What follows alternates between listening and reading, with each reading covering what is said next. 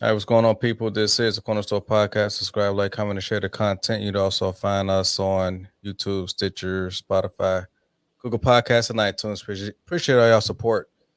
Man, cuz, back for another one, man. How you doing? This is a Saturday night. How's everything going with you?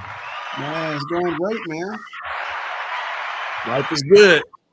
Yeah, that's what's up, man. So what you have on your mind? So,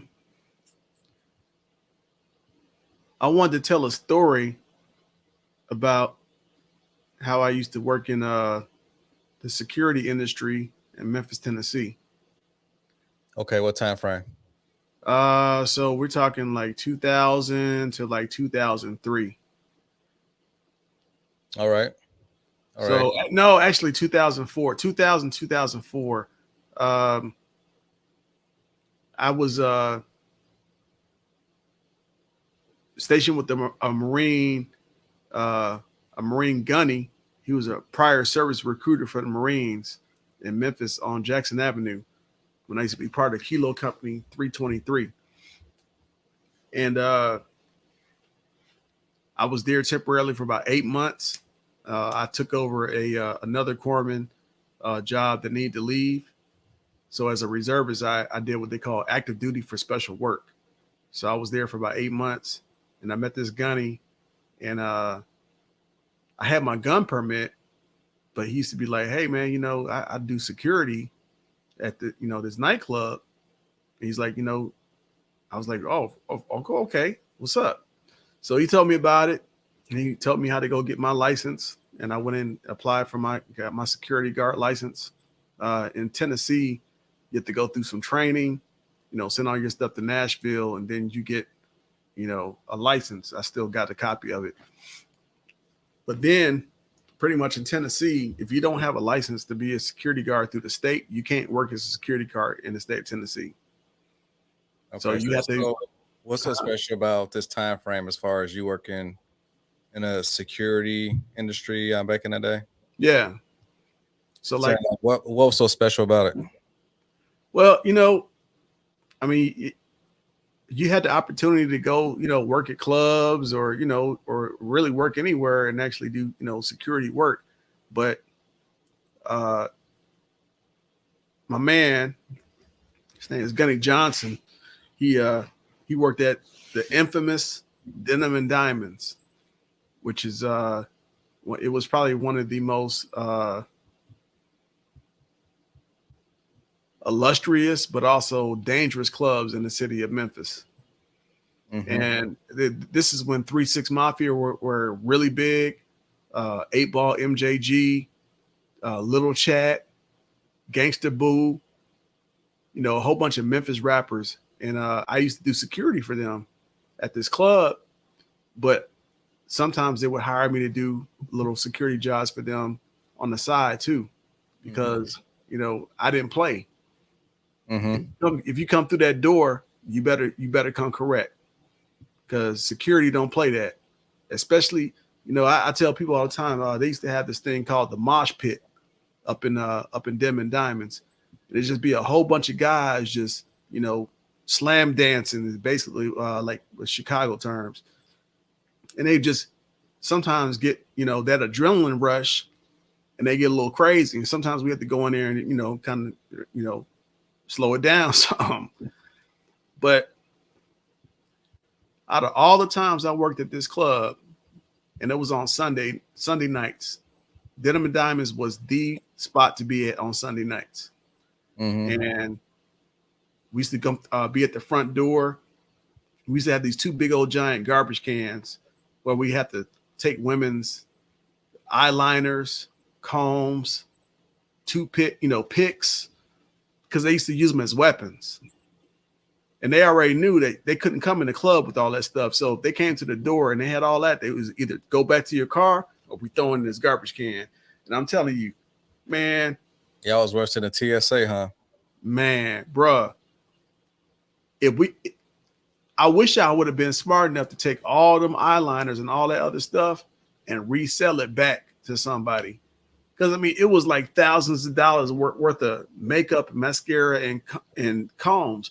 Because believe it or not, we weren't really worried about the guys as much as we were the girls, because they were the ones sneaking in all the weapons.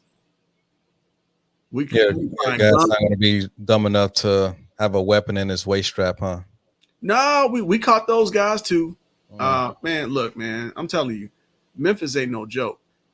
We used to find little 22s and guys' cowboy boots. We used to find switchblades. Hell, this one girl had it hurt. She had this little honeycomb looking thing, and we looked through there and found a damn knife up in there. There wasn't no joke in Memphis, man. I'm telling you. Now, And now, if y'all were to find weapons on someone, like, do y'all got to apprehend them and have the authorities like take them off? so it depends. Like, I remember one time we had a guy who had a 22 in his back pocket, and my fellow security guard that was next to him yelled gun, and the guy just like ran out in the parking lot with the gun still in his back pocket. So now we're out there because we know he got a gun and he's running. So we had to run out there and pull our weapons until the MPD, Memphis Police Department, got there, and they arrested him. Mm. But if you had like a comb or anything else, I mean, if you had an illegal weapon, yeah, you know, we'll handcuff you and call the police sometimes. It also depends on what your attitude was. Like if you was real nasty, you probably go to jail. If you were just like, hey, my fault, I forgot, I left this little knife in my purse, we might just take the knife or make them go take it back to the park. Back to their car. Mm-hmm. But then there was one night when I was patrolling around this big ass club, and when I tell you big, this club was like used to be the size of a Walmart. Was this the same club that you brought me to? No, the club I took you to was Classic Hits, and that was like a bunch of older people with decent music. I mean, Denim and Diamonds was like the Memphis rap drug dealer type of club. You know, like when we used to pat guys down, all of them used to have big old fat pockets. So we thought they had the little rubber bands. They have a whole bunch of singles. Yeah, they have a whole bunch of singles, and they might have like 2 or 3 50s or 100 or a bunch of 20s on the outside to make it look like they had a whole bunch of 20s in their pocket. But most of them might have had about $200 in their damn pocket, trying to act like they had $2,000 in their pocket. And they never spent their money up in there either. Now, I remember Classic Hits and Classic Souls, but you took me to like another club in which you told me that like Pal Gasol was like a part owner of it. Yeah, that was called Senses. And okay, that was so like, some separate. Okay, I got you. Yeah, Senses was that was a spot that security guards would go and be able to get in free because we all knew the security guards. Like back then at certain clubs, if we were security in the club, we gave that favor to each other. So you got huh? A lot of cities did that. They called it industry night. I believe it was like a certain day of the week every single month in which they have industry night, in which they just kind of like show favor to like bouncers and bartenders or club owners. It was common for like. I mean, we had a network of some guys who knew each other because they would come to our clubs and we would go to theirs. So if we knew them and we knew they worked the club, then we didn't make them pay. And a lot of times we take them to the back door, VIP. And, they would give us the same privilege too. And that's when I took you to that club that one night. And we didn't have to wait in line. Matter of fact, it was a bunch of girls out there asking me, yo, hey, what's up? Can I go in with you? Because they would always know on certain nights you can go to certain clubs and we can get in for free. Because one thing that I tell people all the time, you can either go to the club and spend your money, or you can work at the club and make some money and also see some funny ass shit. And now, so how much were you getting paid for these random club outings? Well, I mean, going to work? Yeah, going to work. Yeah. How much were they paying you? $20 an hour, cash, end of the night. So what time do you get there, and what time do you leave? It depends. A lot of times we get there about 8 o'clock and get out of Really? there by, yeah. Sometimes we'll be out there at 8 o'clock at night, sometimes 6. It all depends on the club and what's popping. Clubs don't pop off until roughly 10, 11. But you there at 8 o'clock? Nah, not but back then in Memphis. I mean, like I said, you get an early crowd, so you have to have somebody there to make sure that everything was cool. Because a lot of people carry guns in Memphis. Okay. Tennessee is a big gun carrying state, and there was also times where I had police officers that would try to bring their weapon or a taser or even pepper spray in there. We didn't allow none of that. You could not come in our club with any type of weapon that was going to hurt somebody. Even if you were law enforcement. Yeah, I mean, law enforcement doesn't get a pass. Just because you a cop don't mean, well, some people, you know what? I'm glad you said that. It all depends on the security officer that's at the club. Yeah, but as far as you didn't let no law enforcement officer bring anything in that you didn't like sanction. Nah. Mm-mm. Okay. And then one time I had a female police officer. She came up to the front door and she had a taser in her purse. And I told her she had to take it back to her car. And she said, "Oh, this thing ain't no big deal." And then she hit me on the thigh with it and fucking shocked me. I'm like, I would have been like, no, I was pissed. You know what? So I jumped back and I said, "You know what? You can't come in." And she said, "What are you talking about?" She said, "I'm the popo." She said, I'll call my brothers in blue right now." I said, "You can call them all you want to. You ain't coming up in here." And I made her ass leave because she fucking played the little bullshit game and shocked me with her little fucking taser and shit. I mean, she's a cop, so she knows better. Look, you know what I'm saying? What are you going to do to her? If you call the popo and she shows her badge, they ain't not going to do nothing to her. I mean, they're going to protect her honor because, for one, she's a woman and she's a fellow cop. They would have definitely taken her side over you. Look, man, let me tell you something, man. The Memphis Police Department is probably the most corrupt police department I've ever seen in my life. Every major city has corrupt cops. But I'm just telling you what I know. I know a bunch of them. I mean, more than Detroit, Philly, Chicago, LA. I mean, I don't know those cities. Historic. I mean, you are from Chicago, man. I mean, yeah. And we have systemic, historical, police brutality type of organizations that's like go way back. So you telling me that Memphis is more corrupt than like the Midwest? Look, I can only tell you from what I know. All right. And all I know is okay. I mean, all I'm telling you is look, I'm giving a shout out to Memphis, Tennessee, the Memphis 10. I spent 10 years of my life there, longer than any place else I've been on this planet. And I'm telling you, those police officers are a bunch of damn gangsters.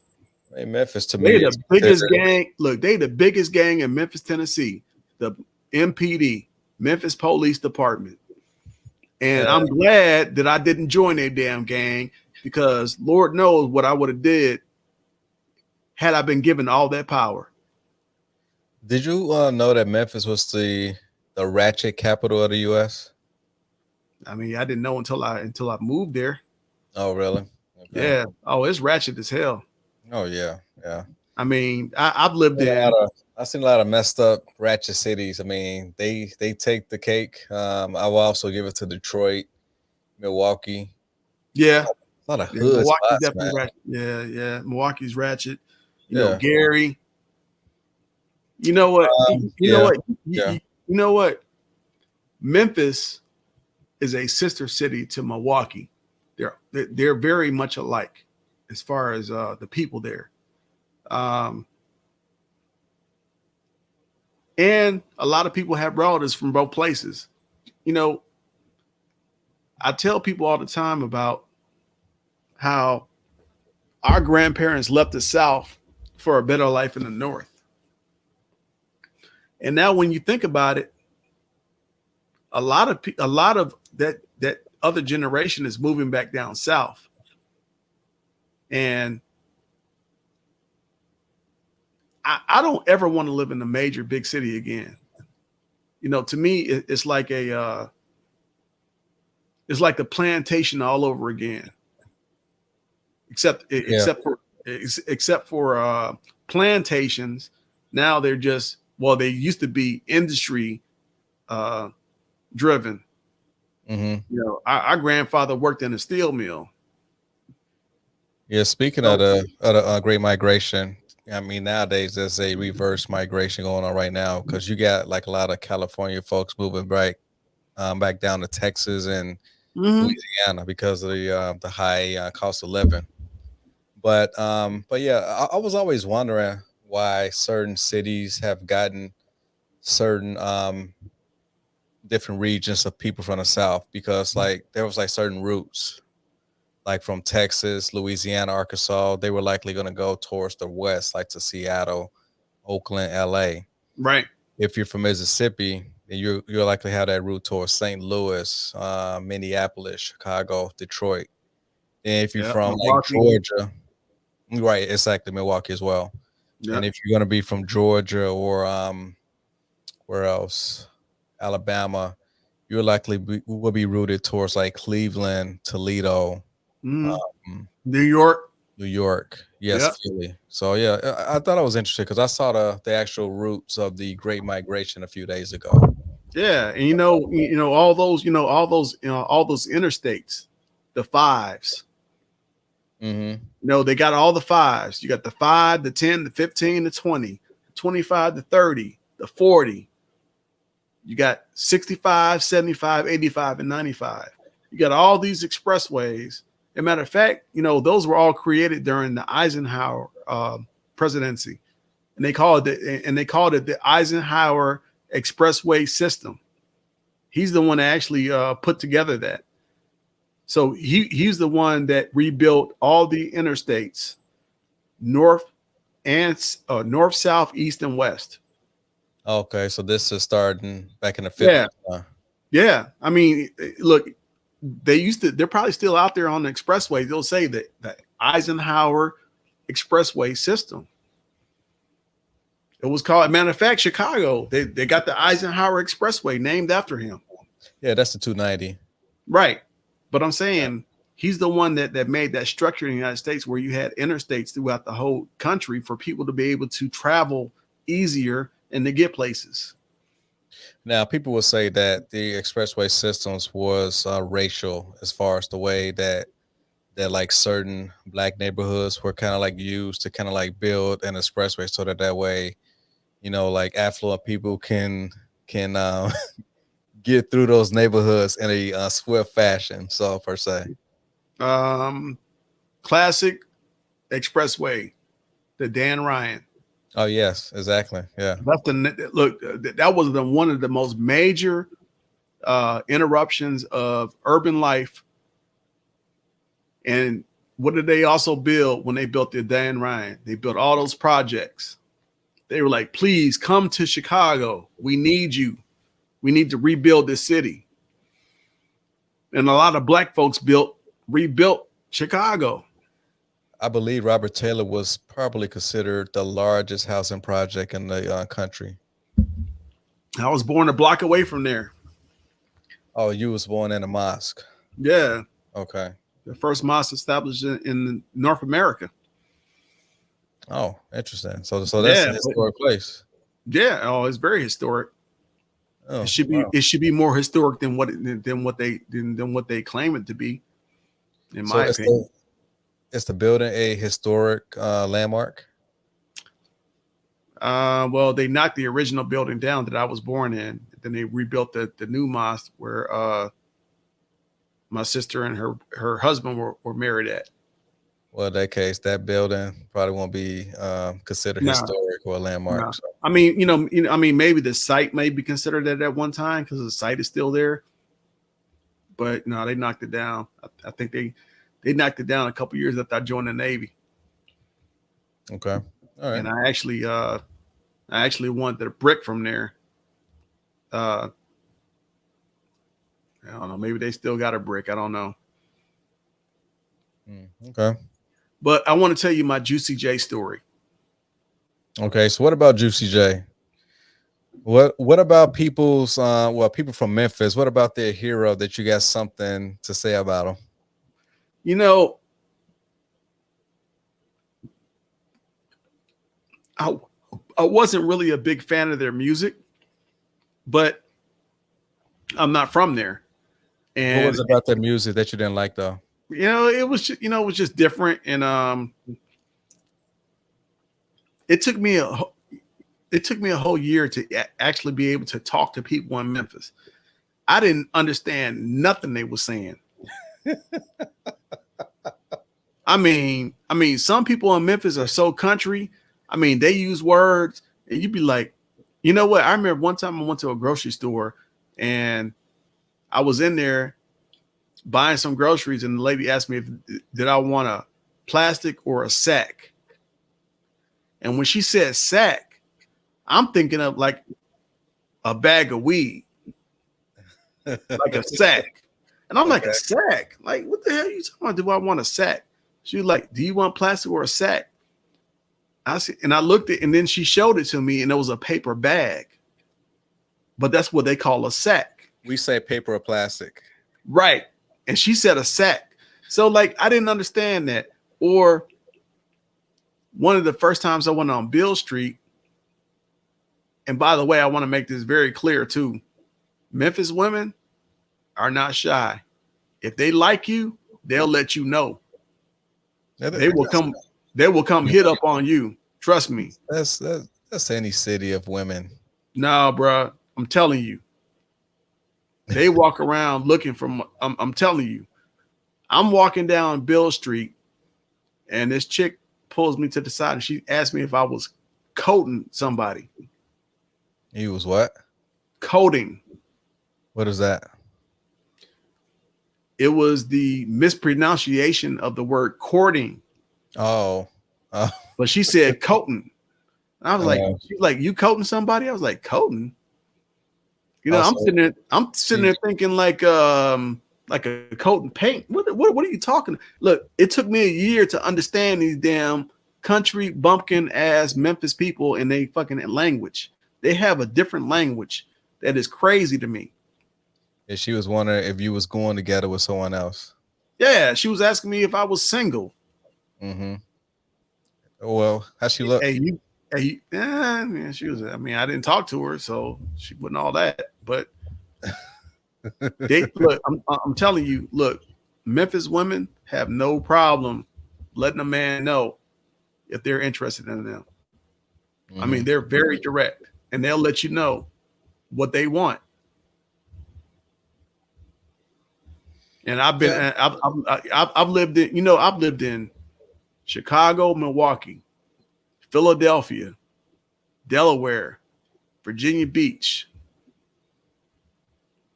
Okinawa, Japan. I mean, I've been around. Trust me when I tell you, the Memphis women, they love to chase dick. A lot of them love to chase dick in Memphis, Tennessee. I'm telling you.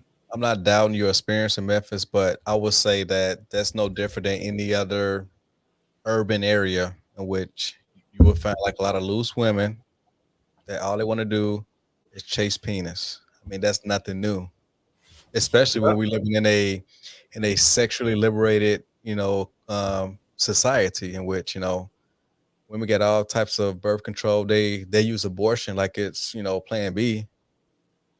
Well, it is plan B for a lot of them. Right. Or they could choose to have the kid in which they can be subsidized by the taxpayer. So, I mean, they had a win-win situation. Look. So yeah, they You know what? I'm sorry, go ahead.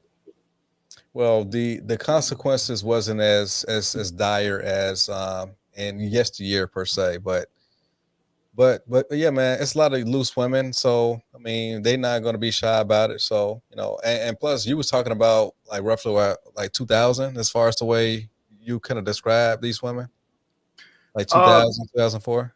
we're talking 21 years ago. But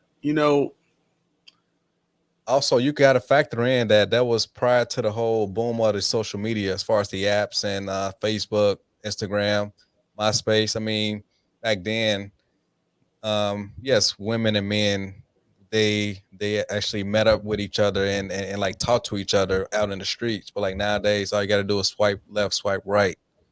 So it's more simple, easier now. But like back then, yes, of course, women would be all up in your face and trying to give you choosing signals. So yes, that was most common back then.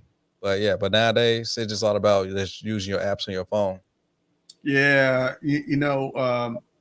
back then, you know, cell phones were just really coming into existence as far as like on a major scale. Like everyone had one, and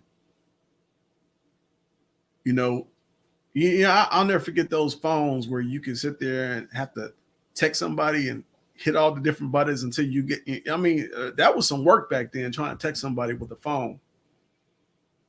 And I mean, now you can just get an iPhone, just talking it, and it'll text for you. But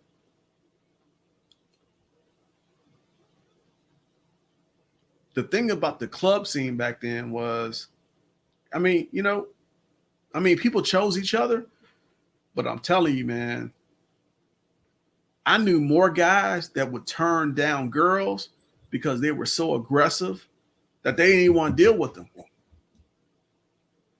Now, as far as Memphis being a southern city, right? So just to kind of compare it to Atlanta, because we always hear that like Atlanta, there's like a 25-1 ratio between women to men. Was it like that in Memphis also? There was a lot of women. I mean, women outnumbered the men there, and I mean, women outnumber men everywhere, but as far as the extent that Atlanta has it like that, and plus you also got to factor in the homosexual community, as far as more heterosexual men got like an abundance of like array of chicks to like choose from, because a lot of the men are homosexual down there. So um, so I can only talk about what I know. okay, So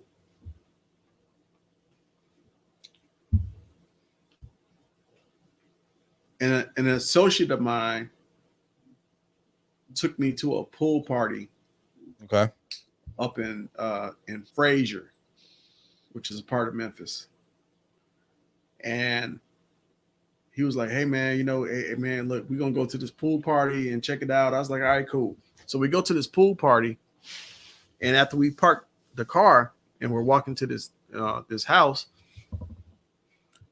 all you see is a bunch of lesbian women. It was like, so when we got into the back of the pool party, there was only maybe about 5 men in the whole entire house for this party. It was all women, and the guy who threw it was a police officer, and I guess it was like an annual thing for him.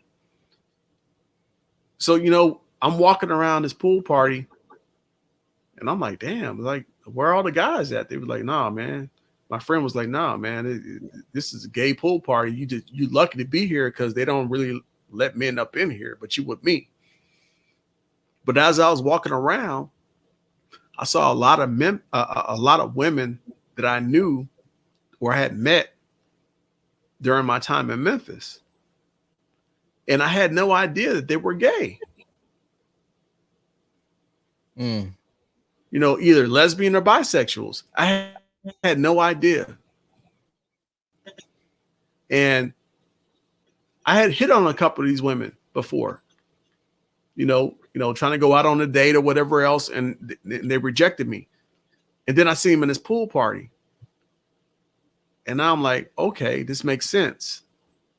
It wasn't me, it was them.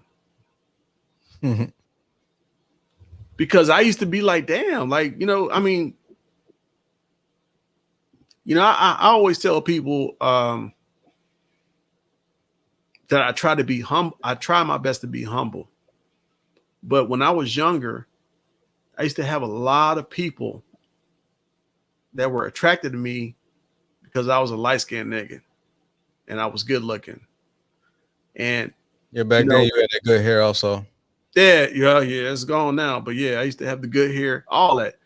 Look, I know what it's like to have people look at you and they only like you because you look good. It's like they don't really give a fuck about what's inside of you or your feelings. It's just, oh, he's a pretty nigga. And but like y'all had y'all time back in the 80s. What you mean? Motherfucker, we ain't never fucking went out. What are you talking about? Oh no. No, we ain't. Look, light-skinned niggas ain't never been out of style. Trust me. No. Now starting in the early 90s with Wesley Snipes, Denzel, and Michael Jordan. After they came out and were super mainstream, y'all never claimed the title of like, skin tone. Look, you talking about celebrities. I ain't no damn celebrity. I'm talking about average motherfuckers. Fuck them. They got money. And look at them now. They all by themselves. Who? Well, or they're remarried with additional children now. They ain't with their original person they was with. You talking about the people I named? Yeah. I mean, Denzel still with Pauletta. Okay, all right. Wesley Snipes is still married to his Asian wife. Okay, Jordan, he was married to No. Wesley, he's only been married once. Yeah, as far as I know. Okay, so all the rest of them were just girlfriends. Prior to him getting married, he was with Halle Berry, and I'm sure he was with some other actresses. But he was. He was Halle, the light skinned chick. I wouldn't call her light skinned per se. She's a biracial chick. So yes, of course she's gonna be. No, she light skinned. No, she light skinned. Yeah, of course. Yeah, she looks more. She's more my complexion than yours. Yeah, I guess. I don't know. So. Yeah, you know how she got her start? How? Chicago. Through here? She went to acting school in Chicago. Where at? I don't know what acting school, but she went to acting school in Chicago, and she was dating a white dentist, and he was paying for all her classes. And when she became famous and everything else, she dropped him, just threw him away, and he sued her. Look it up. He sued her and got his money back for all the acting classes that he paid for her. Yeah, but those were gifts, though. Well, he got his money back. It was a couple $100,000. Damn. Yeah, a lot of people don't know that about her. That's how she got. Look, she was acting in Chicago, doing plays and all that other stuff, and a white dentist was paying for all her stuff, and she was using him like a lot of women do for men. He must have been an older gentleman, like in his 40s or something, right? She was probably a sugar baby. I wonder if I can look this up real quick. Hold on a second. They got sugar baby written all over it. Yeah, but a lot of these women have been using men to get what they, And then, like when she got her for her first mainstream start, she was dating Wesley, and she got married to David Justice after that. Right. She was with Eric Benet for a little bit. Then she married. Well, she ain't married, but she had a kid, I believe, with some Swedish model or something, white guy. And also she got with the Latino dude who played in like a few movies here and there. And now she's with her brother. So, but she still looks good though. I mean, I always give her props. Halle always look good. It's fun. You know what? Yep. So his name is John Ronan. He was Okay. and he was a boyfriend of her. Mm. Yep, and she sued him for he sued her for $80,000, saying she had borrowed that amount during her 2-year romance from 1989 to 1991 when she was in Chicago going to acting school. Damn, I didn't even knew that. Yeah, and a lot of people don't know that. Mm. You know why? Because you know what? We just look at her looks. Oh, she's pretty. Yeah, she is. She's beautiful. One of the I, most beautiful women in the world. I mean, she is. But bro, beauty's only skin deep. No. You could No. be look. You can be with the most beautiful person in the world, and they can have the most ugliest soul that you will ever meet in your life. Yeah, but beautiful people get away with stuff.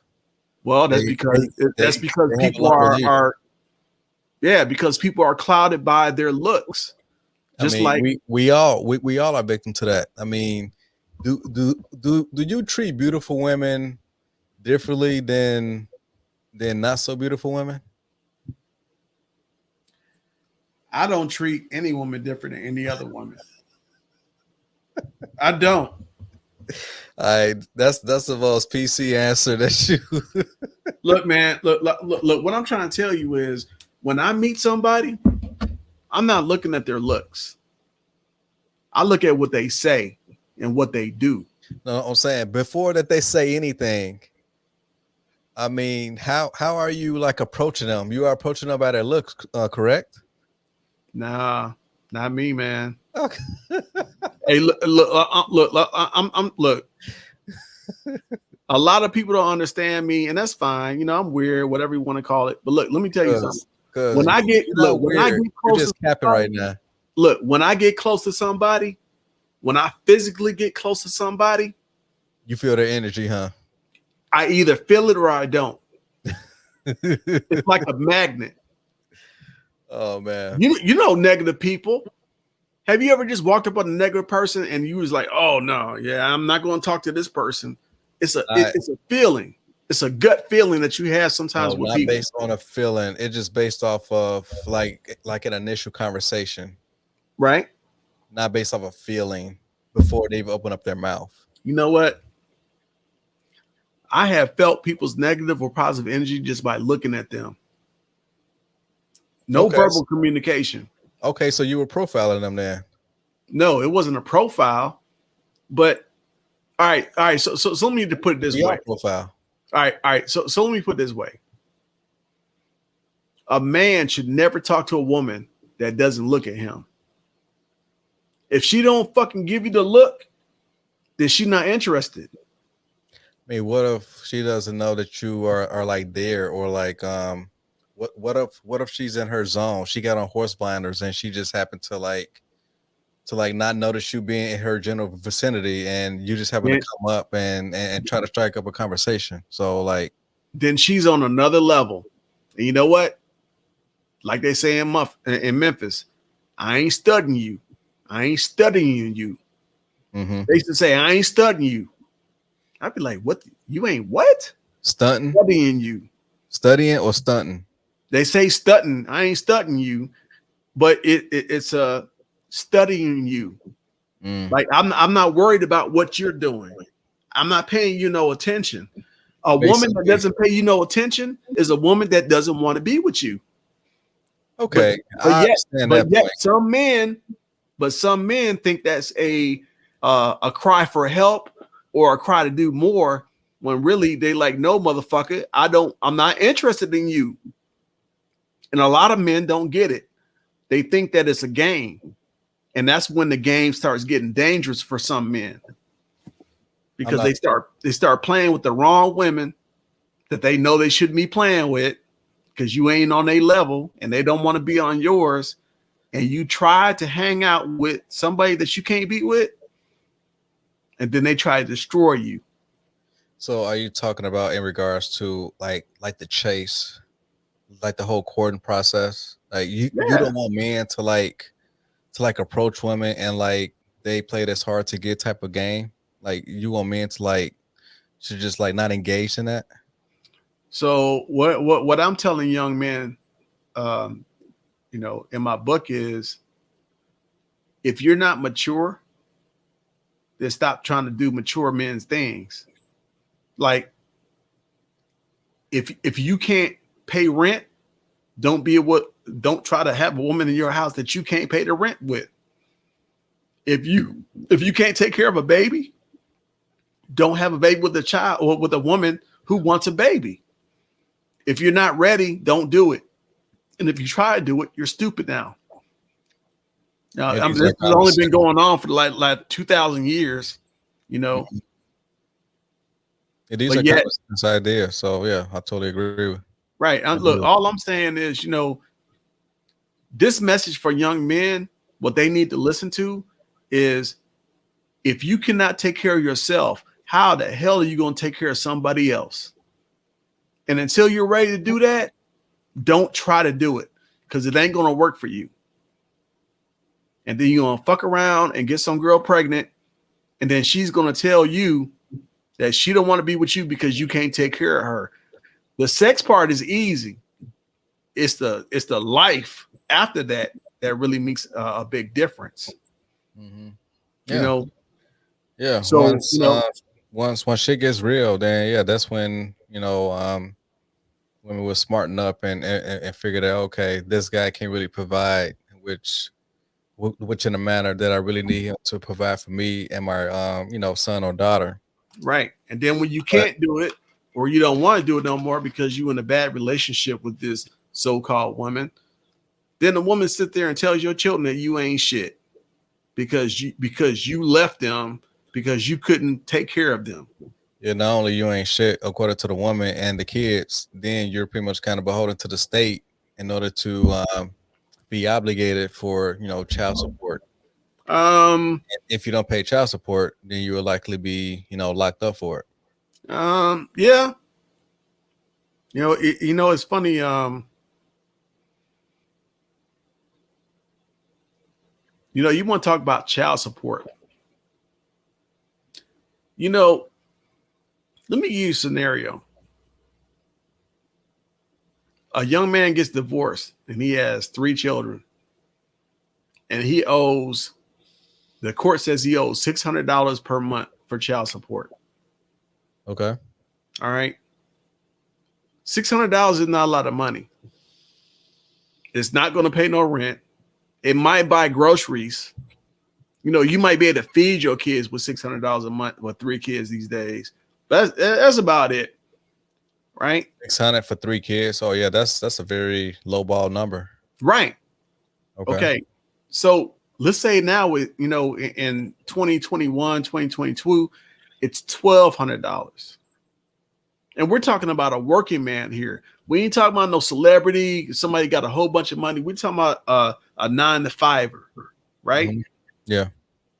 He's making $1,000 a week. And now he's making $4,000, and 12 of that is going to another household that he doesn't even live in because he couldn't get along with the baby mama. Mm-hmm. Or the baby mama to get along with him. Okay. But I'm finna throw something on you. These women say, oh, well, this money ain't nothing. And this is a challenge for women. Give your kids to the daddy and pay them what they paying you. They ain't giving up that power. No, but listen what I'm saying. See that $1,200 that you might get? Just imagine if a man stops paying that $1,200, gets his kids, and he gets $1,200. How much money has he increased to his household? Now he got an additional $2,400 in his household. Can you take care of 3 kids with $2,400 a month? You damn right you can. You can buy them anything you want for $2,400 a month. But see, women don't look at that. They only look at the half. It's the half. Oh, well, he only gives me $600. No, he's giving you a $1,200 investment. You are getting what you haven't been giving. So flip flop that shit. I'm telling you. Even when men have to pay, it's somewhat assumed that at best they will have split custody. Worst. Shit. You know. At Yeah. worst, she will have. Look, that's only if you get split custody. Right. Which doesn't happen. Which doesn't happen because mothers are the default to custody of their children. Right, exactly. I mean, which that's not how the laws are written. Like the law is supposed to be, neutral between both genders, but the way it's applied, yes, most women would get overwhelmingly the custody of the kids. 97% of women get custody of their kids in the United States. 90 is that the actual number? 97%? Yes, I looked it up. 97% of women get custody of their kids during a divorce at default. The only time women have their children taken from them if they have went to jail, had an alcohol or drug problem, or they are a prostitute. Yeah, you have to get them on camera saying and doing all types of egregious things in order to even get split custody. Right. Exactly. And that's why I tell young men, if y'all listening, get a prenuptial agreement before you get married to any chick in this goddamn world. Get a prenup for your children. And plus, a prenup for the children. I'm not sure if that's going to fly. Because that's going to fly. Look, you know what? I'll tell you what. Let's do a test. A prenup would protect you from the woman, but like once you have kids, all bets are off. Okay. All I'm saying is if you do a prenuptial agreement, if you get married, you have no children. She has no children. You do a prenup. You do a prenup. Once you have kids, that changes the game. That changes the game. Well, you know what? Okay. So let's change the game like this. If she don't sign the prenup, you don't get married. Because I'm not finna give you no kids that you're gonna take away from me. How about that one? Let's not assume that that's gonna happen, because if we go into that with 75% of the time it happens. 75% of all marriages in America are failed marriages, and another 50% of them, the mother only wants child support. They don't want to support a man that they're not with no more. They just want his support.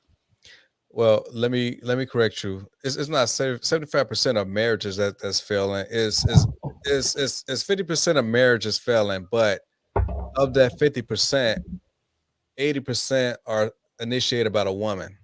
Right. So that's why that could be kind of misleading. Yeah, but you think that they ask for a divorce or custody of the kids without child support? I mean, that's going to come automatically, especially, because you got to pay for the lawyer as the man. You're paying for the lawyer. Yeah, I pay for all my lawyers.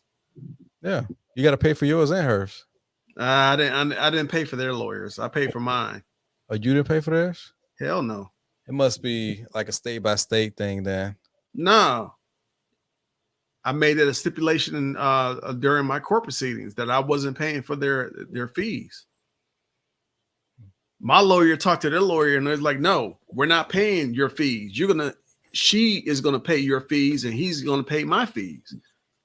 See, look, I got documents from my lawyer to their lawyers. All right. Mm-hmm. You cannot dispute this because I'm not dumb. I got documents where I had my lawyer send their lawyer, who is required by law to send that information to their client.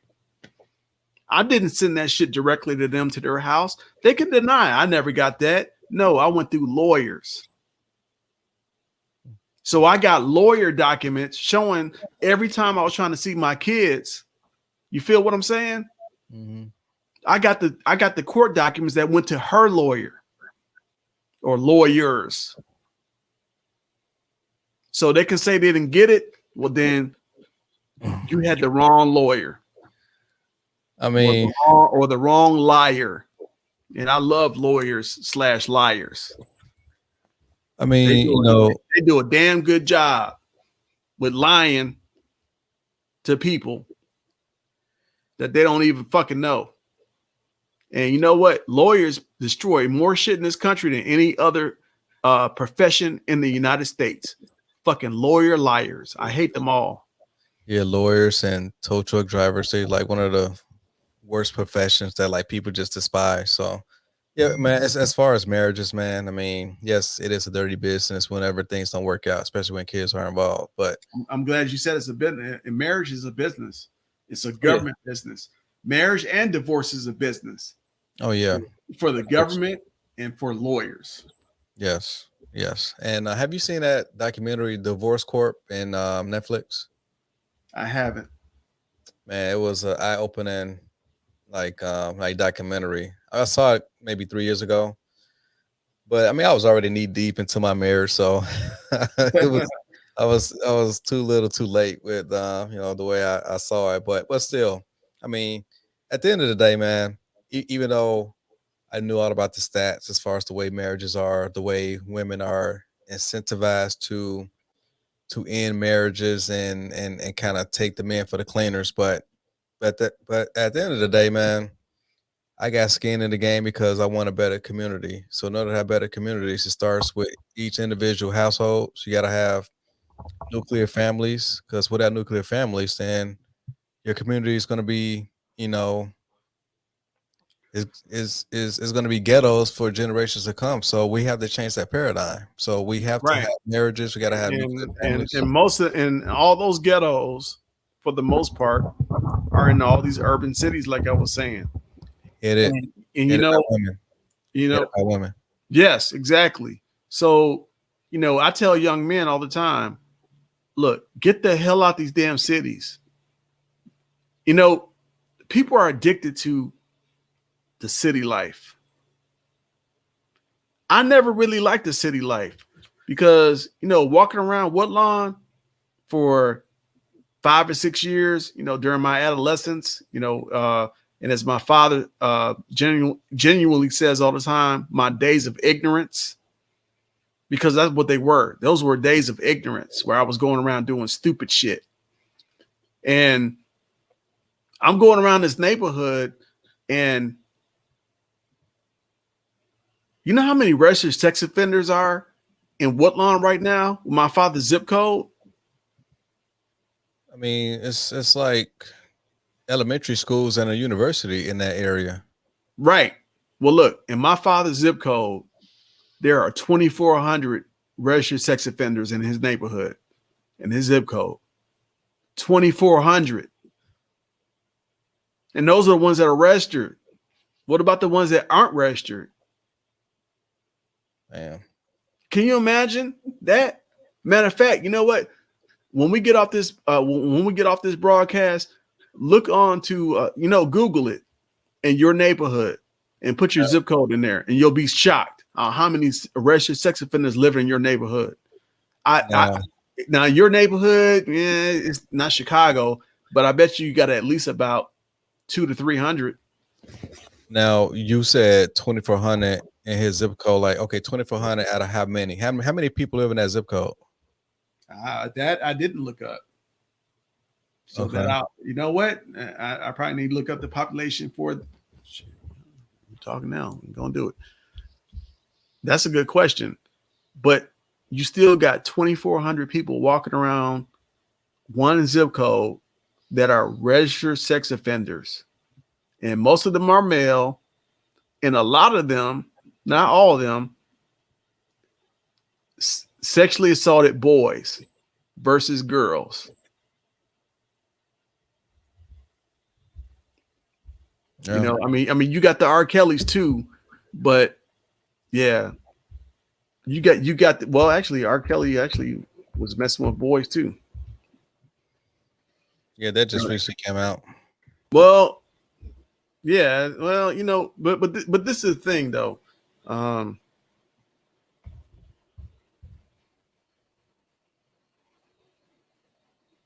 There's a lot more people out here who have been accused or been caught doing things who are like R. Kelly. I mean, a sex offender is a sex offender. A lot of them don't give a damn what your, you know what? They don't care what your sexual preference is. They just are rapists. Yeah, the predators. Yeah, they're fucking predators, and they prey on men and women, men and women who prey on men and women.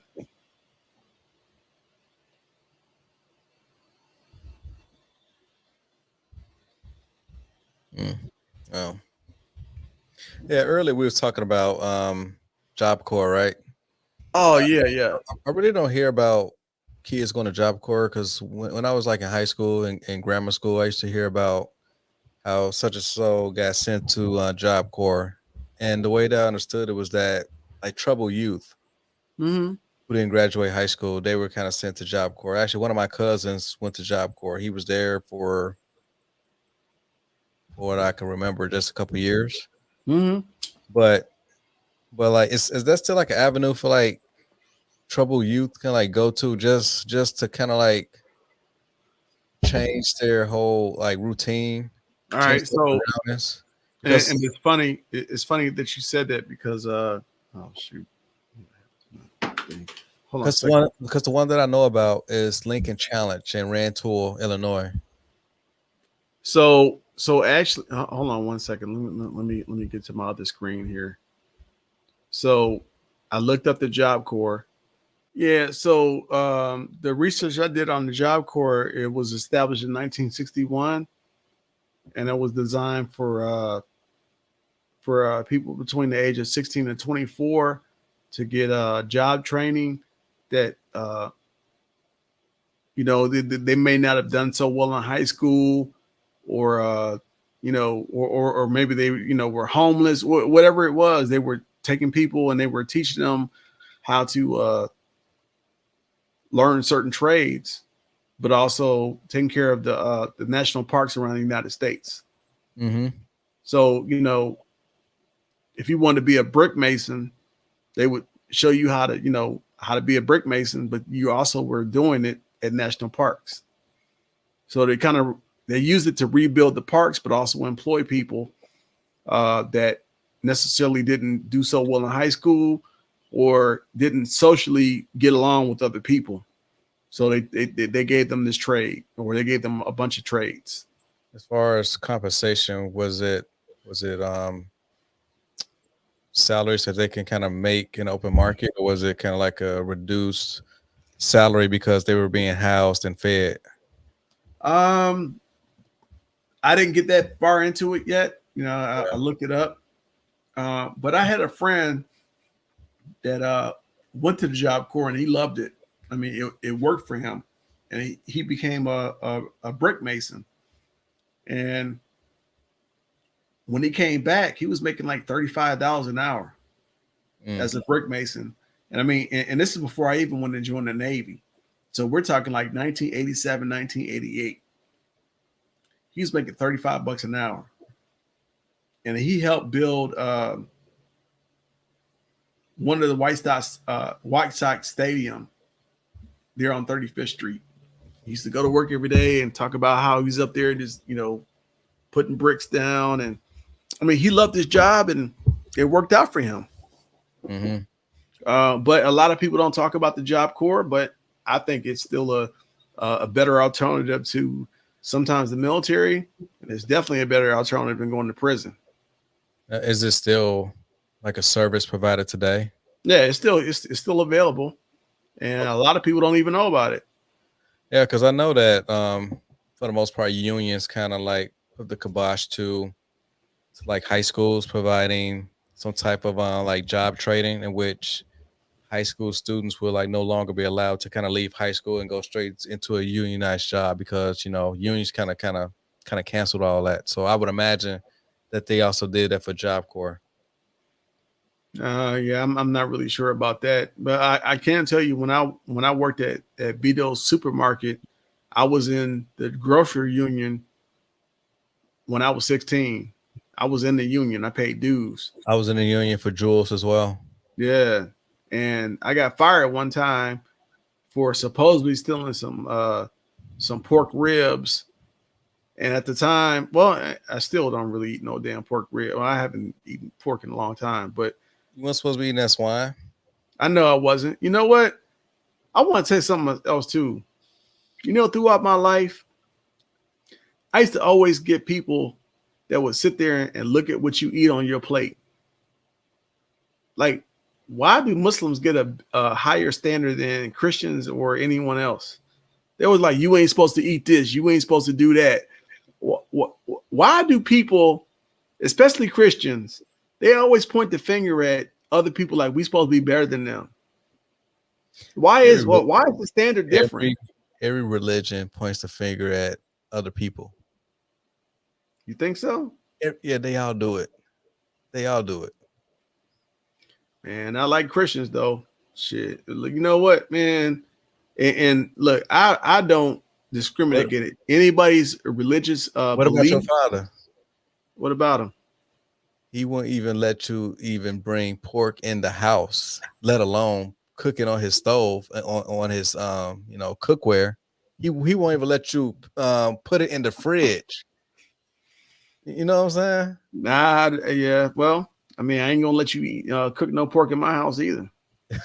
I'm saying, well, like, you just can't even like put it in the house. Nah, just to store it in the fridge. Nah, I mean, you can't do that. Nah. See?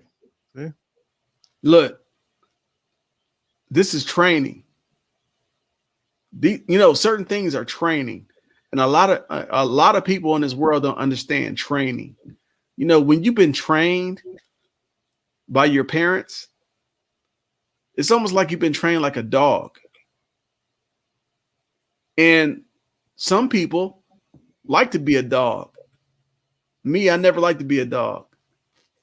I didn't want anybody to train me as far as how I was going to be as a person. I decided I was going to do that for myself. I'm not going to let anyone tell me instruction. Huh? We all need instruction. I mean, it's especially when like you were a kid. Of course, you needed that training. You needed that guidance. You needed the alpha male to like show you the way. I mean, you're saying that you was trained like a dog. I mean, yeah, that's very extreme to like describe it. Well, you know what? It was extreme to live it too. And when you have people telling you, you can't do this, you can't do that. The biggest thing that I used to have a problem with being Muslim was when you were a little kid and they tell you got to fast and you be hungry as a motherfucker, especially in July. Christians fast too. Look, I understand that, but you don't fucking starve children. We used to be starving. And then, and we weren't really fasting. We acted like we were fasting, but we're running around trying to sneak food because we was fucking hungry. We was fucking kids. How long were y'all fasting for? Look, we would get up sometimes at 4:00 in the morning and eat breakfast and eat a whole bunch of food. And they sit there and say, oh, well, you don't have to eat no food until the sun comes down. And we're like, God damn, it's 4:00, motherfucker. And now in July, back in 1980s, sometimes it wouldn't get dark until 9:00. So you sitting there starving all freaking day. Can you drink water? No, you're not supposed to. You ain't supposed to have anything, right? Look, we used to sneak behind my daddy's house and drink up from the goddamn garden hose. All right. We was hungry and thirsty. And they used to fucking try to starve our ass talking about some goddamn fasting. No. I mean, you're labeling it as starving, but it was a greater message to it. Look, we used to starve when I was a little boy. Because you live in the United States of America, in which we are a first world country. You wasn't starving. It was very inconvenienced. I get that. No. You don't understand. When I tell you me and my brothers used to starve, it's because my mother decided to get off of welfare, but didn't have no job. So we ain't had no money. So we used to starve. Okay. And then we used to go to the grocery store. Look, and then we used to go to the grocery stores and steal food out of the goddamn grocery stores because we ain't had no fucking food.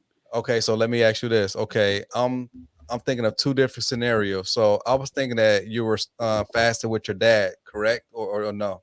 That was later. That was after my mother used to. My mother wouldn't have enough food for us. So your mother made you fast because she didn't have the funds to like give y'all like three course meals. There was a time my mother said she wasn't going to be on welfare, and she just gave it up, and we had no means of income. Okay, then We had okay, nothing. okay, then y'all wasn't fasting, y'all were starving. But Right. under your dad, y'all were fasting. But I'm saying that y'all wasn't starved. Y'all were just fasting. Y'all was doing something of a greater purpose. Y'all were cleansing y'all systems Okay. under We the didn't guise of fast. That's what I'm trying to tell you. We weren't fasting. We just acted like we were fasting. And when they right, weren't looking, we were eating and right. drinking Y'all, water. y'all were cheating. No, we weren't. Y'all were cheating. A 10, 11-year-old cheating to eat. We were cheating God to eat at 10, 11 years old. No, we was fucking hungry. We were fucking starving. Look, let me fucking give you some food at 4 o'clock in the morning and then tell you can't eat until 8 o'clock at night. You gonna be fucking hungry. Your stomach's gonna be bubbling. Of course, I would be hungry, but at the Right. same time, we live in a first world country. Man, fuck that. At 10, 11 years ago, if you make kids fast at 10, 11 years ago, that's fucking child abuse. That I can is tell you fucking one child thing. abuse. I can tell you one thing. Pilar's fasting. That girl don't like to eat. Okay, but that's her choice. But if she was hungry and you said you can't have no food, she'd be mad at your ass. She'd be like, Right. "What, Daddy? I can't Right. have no food. No, I can't eat." I never deny my girls food, but like Right. but they always turn down food. Look, Spoil little brats. look. There's nothing wrong with that if that's what they do. But you cannot deprive your children of fucking food for 30 fucking days during Ramadan. And that's gonna make you a stronger person?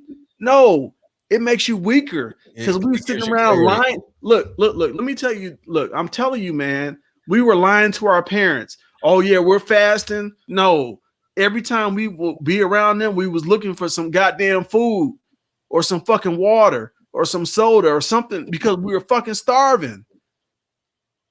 You So know, so like there's nothing that you can take that would not make y'all cheat the actual fasting process. Nothing y'all could take. like what?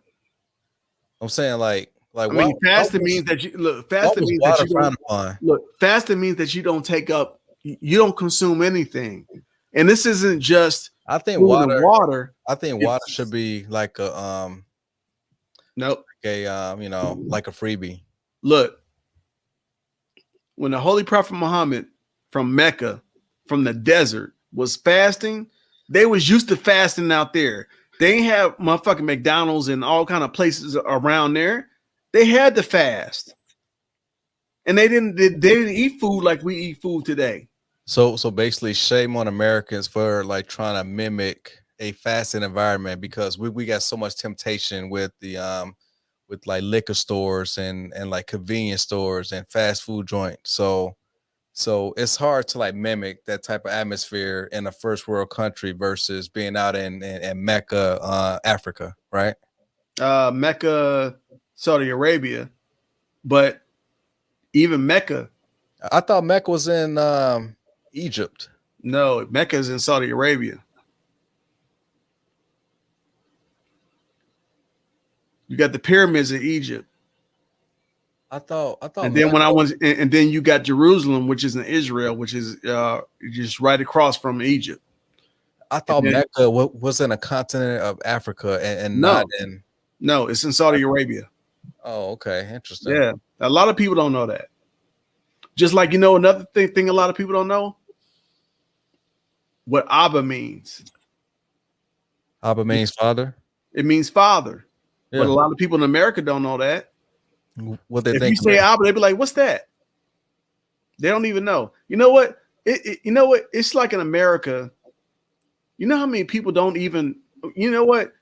Why is it on the calendars and during celebrations that Christmas, Thanksgiving, all these different holidays, Yom Kippur, all these Jewish holidays and all these Christian holidays, but they don't know about Ramadan. Does everybody celebrate Ramadan when Ramadan comes around? Just the Muslims. Now everybody else, but everybody damn near celebrates St. Patrick's Day. Everybody wants to go to the pub and have a green beer. They celebrate them holidays, but they don't celebrate the Muslim holidays in this country, except for Muslims. No one gives them the respect. Look, no one gives them the respect that they are due on this planet, in this country. Nobody gives them that respect. Do you celebrate Kwanzaa? I used to. How come you don't do it no more? Because it didn't become as big as it should have been. I mean, but it's within us to make it bigger, to make it more mainstream. Black folks ain't trying to do that. No, I'm saying, but you as an individual, you are your own leader, so you shouldn't do groupthink. You should start a tradition in your household, right? You know what? I had pretty much given up on black folks as far as everything they want to do, because they say so much shit, but their actions ain't shit. Okay, give me an example then. Juneteenth. Now, were you against them having Juneteenth as a holiday, a federal holiday? It's always been a holiday. You think the niggas that got fucking freed and finally figured out 2 years after they fucking was liberated that they ain't have a fucking celebration in that motherfucker? Yeah. It's always been look. I've been knowing about Juneteenth since I was 14 years old. Honestly, I am so ashamed to say that I have first learned of Juneteenth maybe 6-7 years ago. Right. So, but and that's why all these niggas out here is celebrating now about some shit that fucking happened in 1865. You know what? Being that it's a federal holiday, I mean, the federal employees love the fact that we get like another holiday to be looking forward to and getting extra pay and benefits. Okay, you get one day to sit there and say, you know what? We's free. Finally, we's free. Yeah, one of my look, you know what? Look, I gotta say this. I'm sorry, I don't want to interrupt. Look, they had black soldiers that went there and told them they were free, and they didn't fucking believe their own fucking people. Yeah, if it comes, it took a white man. Look, it took a fucking white man to come there and tell them they was fucking free. And you know what? You still got Joe Biden and these fucking white people still telling you that you free, and you're not yet, because you still listen to these fucking white people. Joe Biden is. You're saying that we're all are not free right now? No. It's levels to it. Like, what type of freedom are you saying that we don't have right now? Like to me, I could go out of my house and get in my car. I could get gas. I go to the grocery store and buy groceries for my girls. I can buy takeout food. I mean, I can do a slew of things that I can do right now in 2021. Right. Well, guess what? A couple years ago, it's free. All right, but look, a couple years ago at your house, I was parked. I was parked at my favorite parking spot at your crib. And when I came out there one day, because a cop, one of them Oak Lawn cops was out there, give me a ticket because he said I had parked too close to the stop sign. And I was like clearly about 10 feet away from that stop sign. And it wasn't until I showed him my military ID that he stopped writing the fucking ticket. Because he ran my plates. He ran my plates. Okay, so you got military privilege.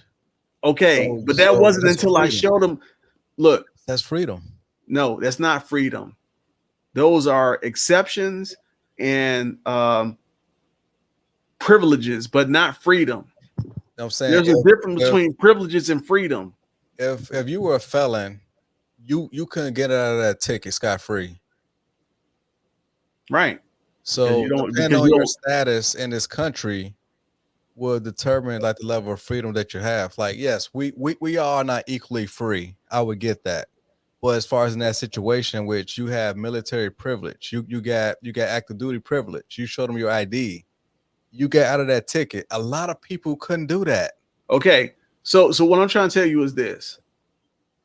Where you grew up at as a young man, right? Mm-hmm. Let me take away your FAA ID, the fact that you're a veteran and everything else, and stick you back in that neighborhood for 30 days and let you walk around there and try to figure out what you're going to do in your life. And you don't get no help from nobody. So your college education don't mean shit. Your ID don't mean shit. Your driver's license, you don't get, I'm taking away your driver's license, your proof of insurance, anything, and let you walk around the neighborhood that you grew up in. And you can't sit here and tell me how many times the police gonna pull you over and start fucking with you just because you another nigga on the block. So I mean, it's a very extreme scenario. Okay, but see, it could be extreme, except we have instances where you had the army officer that was driving an SUV in his uniform and got pulled over by the cops and still got his ass beat and still got assaulted. He didn't get beat. He got pepper spray, but okay, but he got assaulted though. But the reason why he set the in his fucking uniform, bro, he's in a uniform, right? He's not. He's not dressed like a thug. You know, he wasn't disrespectful. I get it, but he set the cops off because he had continued to drive like maybe like another mile and a half after they put the lights on. So he kind of set them off based off of that. Then once he got into like a lit gas station, then yes, once the cops saw that he was in like a uniform, that he was active duty officer, then they should have de-escalated the whole situation. So they was definitely in the wrong, but he was also in the wrong as well for like. Okay, all right. So what you're saying is he should have pulled over in a dark spot. So when they started whooping his ass, couldn't nobody fucking videotape that shit. No, I know exactly what he did. This brother was smart and went to a lighter area around a bunch of public people so they could videotape the bullshit that he was going through. Because if he would have stopped when they pulled him over, look, that's one thing that cops do a lot of times too.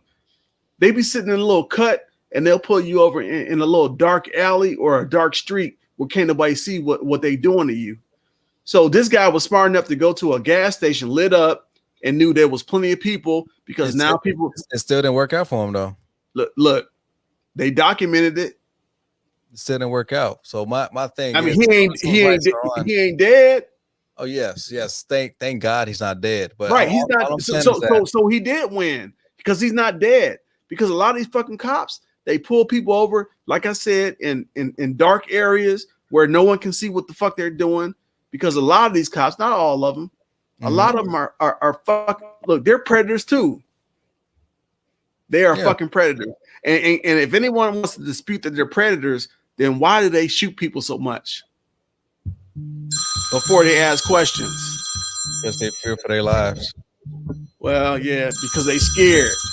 Yeah, we talked about that before. A lot of these cops, you know what? They got a job, but they scared of their job. And when they get out of the squad car and they put the gun out and they be sitting there and they be scared, they be sitting there shaking and shit, and then next thing you know, boom, they shoot your ass. Don't nobody talk about that. It's called adrenaline. Some of these cops cannot control their adrenaline. And they sit there and they be sitting there with the gun and they be scared. They be scared as a motherfucker of you. They need to do more psyche eval screenings prior to, as far as doing the whole employment process. Yeah. They can put more emphasis on that. I think you know what?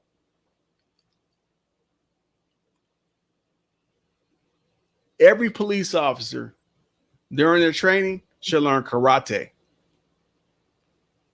Karate is self-defense, not offense. I mean, I'm saying, but why learn karate in which there's like more guns than people in this country? So they have to have a gun. I mean, we're not in Europe. Okay. You which know they what? carry batons. You know This what? is America. A lot of look. First of all, let me tell you something. A lot of people pull guns out, but most people don't shoot them because they scared. But the ones that do shoot people, as far as the average person, yeah, they scared. Look, have you ever pointed a gun at somebody? no. Okay, I have. And I was fucking scared when I did it. Because I didn't want to kill the person. But I was scared. And this happened when I was in the military. I was in Albania. And they had a guy at the front gate who was the mayor of the city there. I'm sorry, he was the mayor's son. And he demanded to come in, and walk around the camp because he was the mayor's son. So he just walked through the gate, and then they called us, the QRF. And for those that might be watching, the QRF is the Quick Reaction Force. It's a squad of Marines and one corpsman, like a SWAT team. Yes, they're waiting. They're on the camp, waiting to take your ass out if you come through without permission. Mm-hmm. So we get the call on the radios, and they're like, "Oh shit, we got an intruder." We're all putting our gear on, everybody locked and loaded, and then we start running down to the front gate. And as a corpsman, we are trained to only use our weapon in self-defense, just like karate. That's the reason why I became a corpsman, a medical person. I have never been an offensive person in my life. I'm always on the defensive. Okay. Yeah, but we taught a lot of NMILS, man. We was doing martial arts training in the Marine Corps. Right. Exactly. Yeah. Why? They're teaching you to be disciplined and to control your actions. So we run down, we run down this little hill, and he's over there, and he's acting like he's Donald Trump or something. He's the most important person in the world. And I pulled my Beretta out of my thing, and I was pointing at him. I was like, "Get your ass on the ground." And I was sitting there shaking. I'm like, what am I doing? I almost shot the guy. I almost killed that dude by mistake. God is my witness. And then I sit there and said like this. I got my finger off the trigger, and I de-escalated myself, and I started putting it back on safety, and I put it into my holster.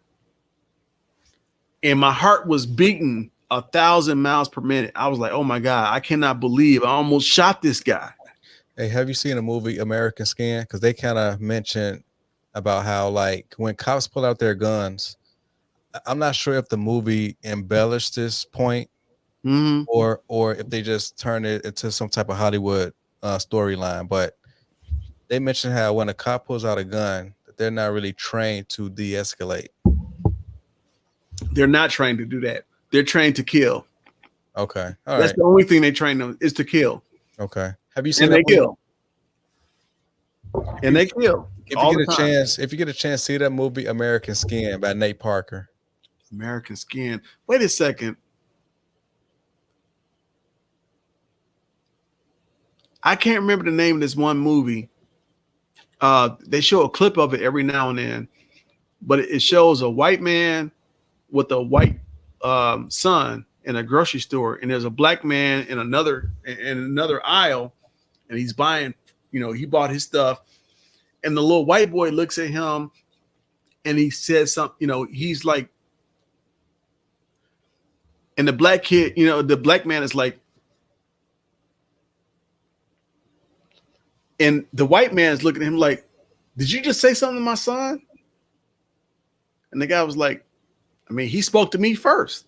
He was like, hey, nigga, don't be talking to my son. So the guy looks at him like, whatever. And then he walks out to his car, and the white guy comes behind him and hits him upside the head with something, and they throw him in the van. No, I'm sorry. They beat him up. So when he gets home, some of the bros in the neighborhood finally, they knew who this guy was, and they went and kidnapped him, and they fucking tattooed his ass black. His whole fucking body, they tattooed him black. And when he went home to his wife and son, they were afraid of him because he was black, and the son shoots him in the fucking back.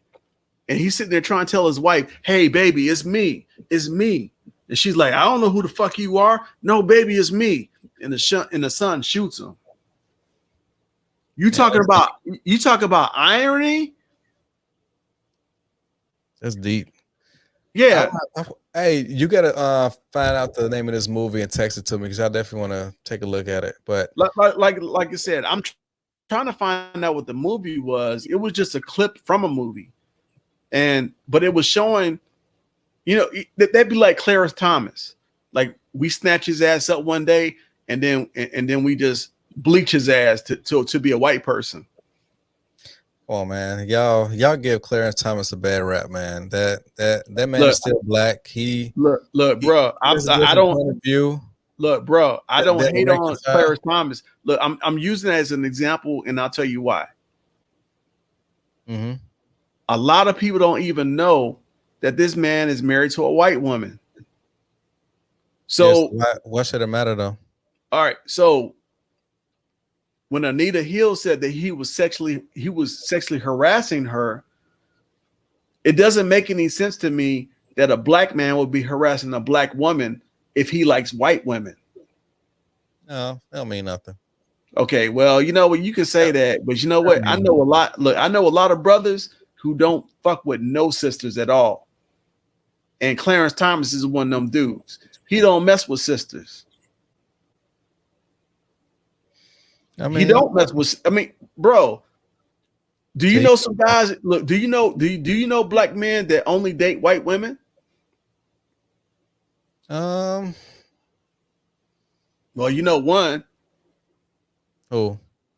Your uncle. Oh. Yeah, but look, it's a bunch of as far as like me and my generation. I met you know what? Okay, well, come on down south. There's plenty of brothers down here that don't mess with black women. They mess with white girls, or what they call pink toes. I know plenty of them. And you know what? It used to insult me a lot when I first met these guys back like 30 years ago, because they wouldn't date black women, and which is kind of ironic with me having a white mother. But this is the irony of it, though. You get all these brothers up in there, right? Chasing white girls. And black women hate that shit. They'd be like, why do all these fucking black men fuck with white girls? And I was insulted by it because and this just came to me within the last couple of years. The reason why I didn't like them messing with white girls is because it was like them fucking my mother. And they didn't understand that.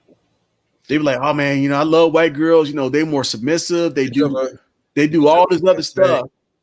Huh? Yeah, but did you ever convey your feelings about that though, as far as why that you felt that way? Not back then, because I didn't understand it back then. Okay. But I understand it now. A lot of black men that date white women, they date them because they think they're easier, or they've been trained better, or they're more submissive, or they're nastier with the sex. I'm saying, but like by word of mouth, I'm not sure how you can quantify this, but is it the perception that like black women, they'll give you a harder time versus like an Asian woman or a white woman? They are more cooperative and they're more agreeable. Well,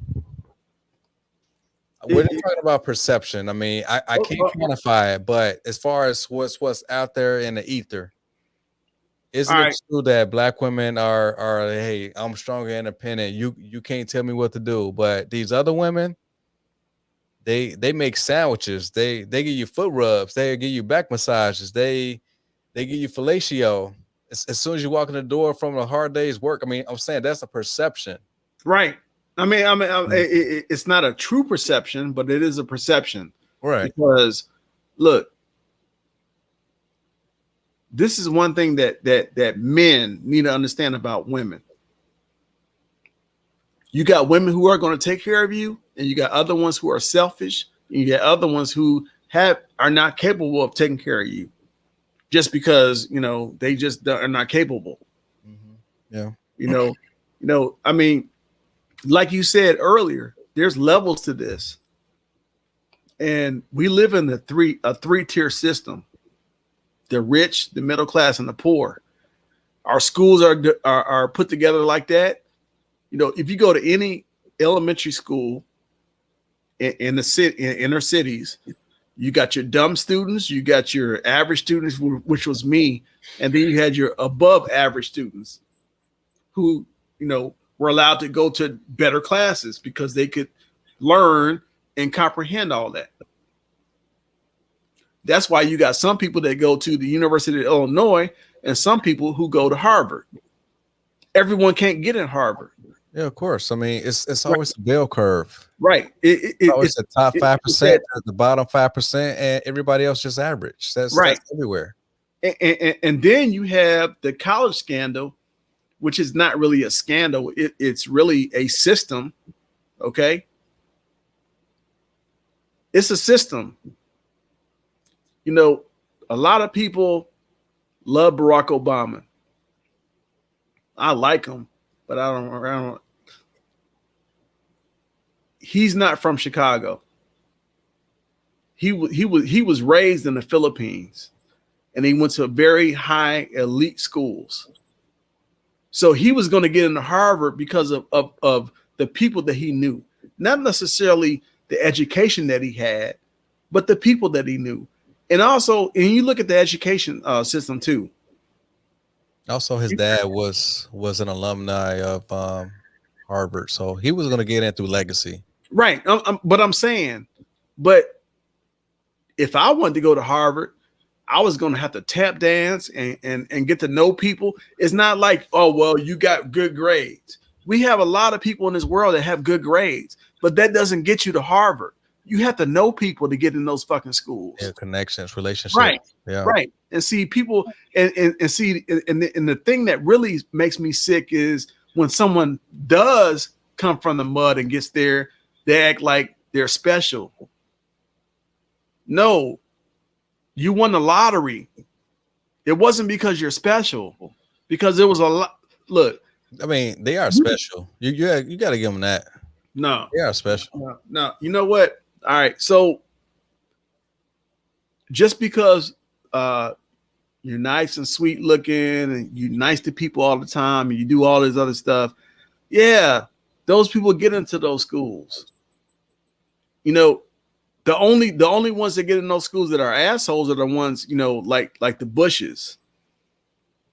They got clout. Yeah, they got connections. I mean, right. Generational connections. But I'm talking about us from the south side of Chicago going to Harvard. Yeah, you're gonna have to impress a whole lot of people. You're gonna have to tap dance. You can a special Negro, right? Yeah. And man, it's so funny. I want to get back on that too. I'm sick and tired of hearing about the first black person who did something on this fucking planet.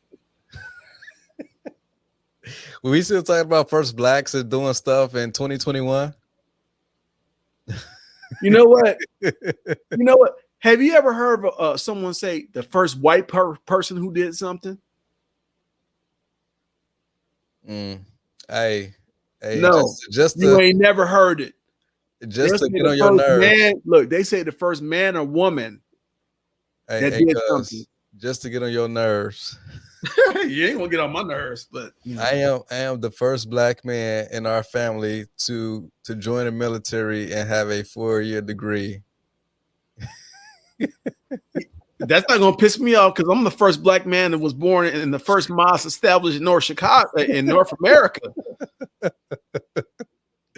but yeah, man. So yeah, Or and you know what? Maybe I the should start. Washington You know family. what? I am the first black man to have a college degree and a military, career, 4-year career rather. So, And you know what? And I'm proud of you for that, bro. oh, thank you, thank you. I'm proud of you for that. But look, so now I can start saying I'm the first, half breed to do shit. You know, do they have? You know what? I want to see the first time they put an albino in space. The first albino to go to space. That's how stupid it is to me when they say the first black person to do this or do that. Like we was doing surgery in Africa centuries before white people was doing surgery in America and in Europe. We taught them that shit. Yeah, but those surgeries weren't sanitary. They had like a lot of What do you mean it wasn't sanitary? They had like a lot of perish rates as far as the surgeries. Okay, so your cousin, my brother Mahaman, saw a total abdominal hysterectomy in a tent in Ghana. Without, I'm talking about like years ago, prior to us being born. As far as no like old surgeries. Okay, but what I'm trying to tell you is those surgeries. The first brain surgery was done in Africa. In a tent, right? Yes. Okay, so it wasn't under it wasn't under all this sterile conditions and all these medications and anesthesia. Right. You know, Mahaman told me when he saw a hysterectomy done in Ghana in a tent, they did it under local anesthesia. It wasn't even under general anesthesia. See, in America, they like to make up all this shit. Like you need to be under gas. You got to be under anesthesia. You got to have all these drugs in you. And that's why surgeries cost $100,000 here.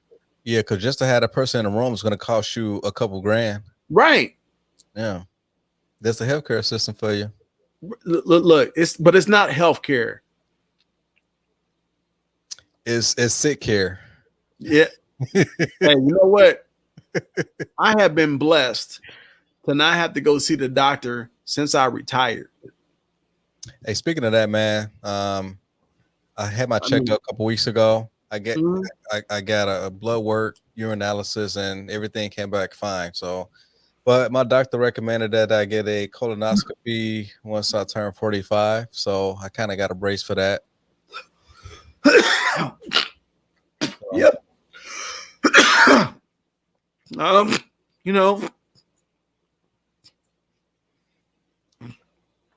The best colonoscopy you can have is a colon cleanse. I had a couple of those before. Yeah. Okay. I got my best friend and my godmother. You talking about the colonic? Yeah. Okay. Yeah, I had a couple of those. Yeah. And matter of fact, Mahaman is the one that got me to do my first one. And when I did it, I lost 15 pounds and I took 4 inches off my waist. Just for my colon cleanse. Oh, wow. Yeah, and the only reason why I don't do them here in Georgia is because they don't do the insertion here. They make you do it yourself. And that's something I can't do. I'm sorry. So they make you sit on a probe. Hey, cuz, look, that's like me sitting on a dildo. I ain't finna do that shit. Hey, man, you know what? We coming up on 2 hours, man. On that note, man, hey, it was a pleasure, man, and good conversation. If y'all made it this far, man, subscribe, like, comment, and share the content. You can find us on YouTube, Stitcher, Google Podcast, Spotify, and iTunes. We really appreciate all y'all support. So, all right, this is Rob and Chief Bullhead on Corner Store Podcast. We'll see y'all for another one.